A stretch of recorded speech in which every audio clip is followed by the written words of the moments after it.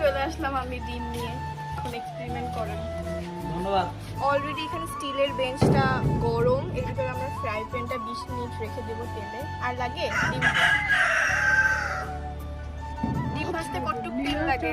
এতটুকুনি হবে। এতটুকুতে হবে, সমস্যা তো নেই। 20 মিনিট দেখি রাখার পর তেলটা গরম হলে 20 মিনিট পর ডিম ছাড়বো। অলরেডি দেখতে পাচ্ছেন এখানে 1:12 বাজে, 20 মিনিট পর আমরা দেখাবো আসলে।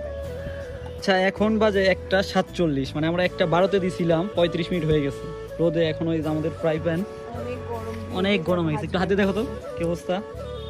অনেক গরম। একটা ডিম যতটুক লাগে ওরকমই আছে। ট্রাই করি, চলো। কি মনে হচ্ছে ভাজবে? হবে হবে। ওকে, ট্রাই করো। আচ্ছা, আমরা ডিম ছাড়বো এখন, দেখা যাক কি হয়। Super excited. ধরো ধরো, ক্যামেরার দিকে ধরো, এদিকে হচ্ছে তো, হচ্ছে। কি মনে হচ্ছে?